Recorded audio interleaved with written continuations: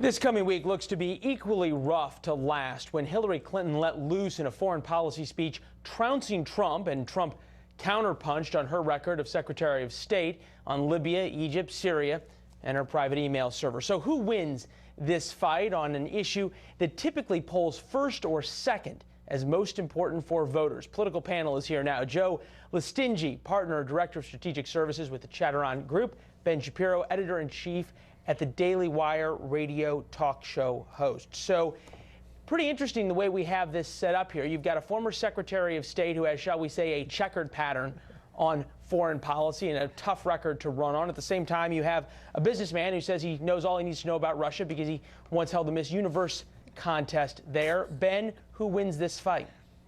Well, America loses. I mean, to call this election cycle a dumpster fire is far too cruel to dumpster fires, which at least destroy garbage rather than making them president. I mean, the problem here is that every attack that Hillary leverages against Trump on his lack of foreign policy knowledge, experience, and basic common sense can be doubly true of her. I mean, he can just reverse everything. She attacked him in that speech on his Russian policy. Well, there's a lady who handed a reset button to the Russians and helped define a policy that handed Syrian control over to the Russians as well as Ukraine over to the Russians. Every time she attacks Trump with regard to, for example, his policy in the Middle East on ISIS, she helped create ISIS with her Iraq and Syria policy. When she says that he can't be trusted with a nuclear button, first of all, her own husband apparently lost the nuclear football when he was president of the United States, according to Buzz Patterson.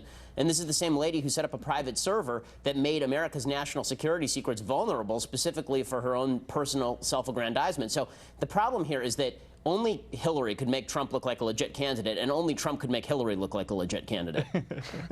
Joe, we're gonna move past the point that it was a misspelled reset button and give you the next word. Yeah, no, I mean, this is a fascinating debate to be having this early in the campaign, and what I think is it's an indicator of is that foreign policy is not going to dominate this election when it comes down in October and November. It's going to be about the economy, and it's also going to be about domestic issues beyond just the economy. So what we have here with Hillary Clinton out there giving this big speech in her record, which is actually, I think, a lot better than we are giving her credit for, and then Donald Trump in his sort of patchwork record that he's been putting together, where he disagrees with Hillary on Libya, but then tries to reverse his statements today for some reason and agree with her. Joe, this is going to be muddied water so that we can get onto the real fight, which is going to be trust and economic development. To your point, Joe, are we trying to apply the old rules where we're trying to compare and contrast policies? Yeah. When really what this is here is a beauty contest, a personality contest between who has the best tweets and who the American public identifies with the best, rather than what policies they may or may not like. Do you remember back in 2004, they asked this poll question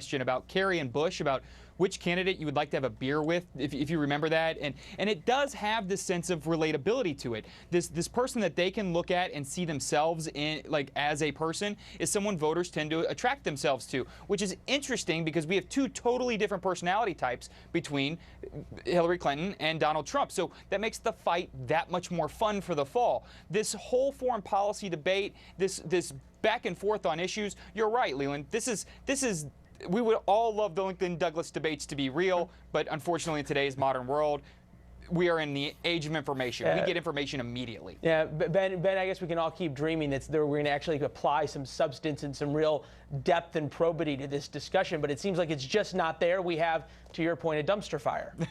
Yeah, and I think that what you're looking at right now is Donald Trump is running to Hillary's left on half of her foreign policy, and she is in an uncomfortable position, because the truth is that she was actually in some areas very hawkish and in some areas very dovish when she was Secretary of State, and now she's having to run to Trump's right in a time when Bernie Sanders is running hard to her left. So it puts her in a very difficult position on foreign policy, and no one expects him to even be mildly coherent on foreign policy. He's so wildly all over the place, yeah. and he's throwing the kitchen sink at her. I mean, as far as personality types, and when you say there are two different types of personality, I think that's kind of both of them. I think that Donald Trump has the personality of the drunk uncle who doesn't drink, and Hillary Clinton is more robotic than anybody in the history of presidential politics. I mean, you can almost hear the beeps and the boops emanating from her mouth every time she talks. You know, I had a very coherent point to make about foreign policy, but after that, I'm laughing too hard to come up with anything meaningful to say. Gentlemen, been great having you. We're going to have you guys back. This was a lot of fun. Appreciate it. Sounds all good. right. So where's a fire extinguisher when you need it?